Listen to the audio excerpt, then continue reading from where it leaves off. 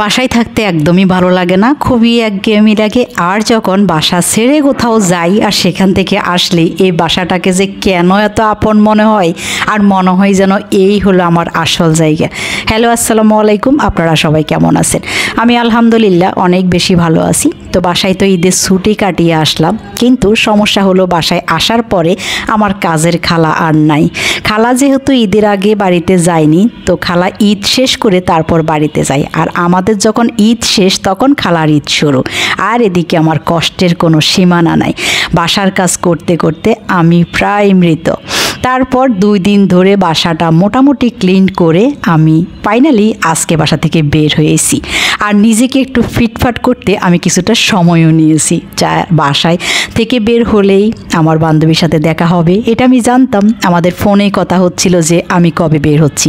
প্রতিদিনই তাকে বলতাম যে আজকে চেষ্টা করব, বাট পরে আমি আর বের হতে পারতাম না। যাই হোক, আমরা কোচিংয়ে গিয়ে কিছুক্ষণ সময় দিয়ে তারপর বেরিয়ে পড়লাম। সামনে তো পয়লা বৈশাখ, আমার তো একটা কিছু করতেই হবে। যাই হোক, প্রথমে আমরা চলে গেলাম আসাদ গেট আড়ং। আর সেখানে গিয়ে আমরা অনলাইনে 2-3টা ড্রেস দেখি, যেগুলো আমরা সরাসরি দেখতে যাই। গিয়ে আমাদের মোটামুটি একটা ড্রেস পছন্দ হয়, আর প্রাইসটাও খুবই রিজনেবল ছিল।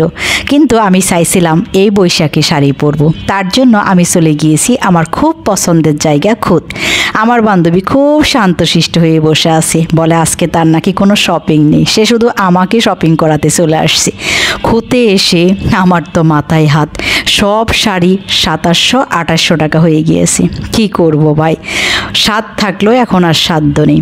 যে শাড়িটাই পছন্দ করি সেটার দামই হয় 2700 টাকা। আমার ফাইনালি এই শাড়িটা খুবই পছন্দ হয়। কি করব, রাখতেও পারি না, নিতেও পারি না। তারপর আমি খুদ থেকে মোটামুটি 2টা শাড়ি পছন্দ করি, আর ভাবি বাসায় এসে পপির সাথে শেয়ার করব কি করতে পারি, কি করা যায়।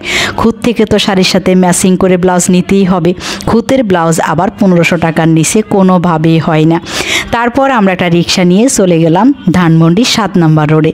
সেখানে আছে হাটকাহন খুদ প্রায় সেম, কিন্তু হাটকাহনে গেলে খুব বেশি পরিমাণ জিনিস দেখা যায়, যেহেতু সেখানে কয়েক ধরনের ব্র্যান্ড একসাথে বসে যায়। কিন্তু আমরা গিয়ে দেখি হাটকাহন বন্ধ, যেহেতু আজকে মঙ্গলবার ছিল। ধন্যবাদ সবাইকে।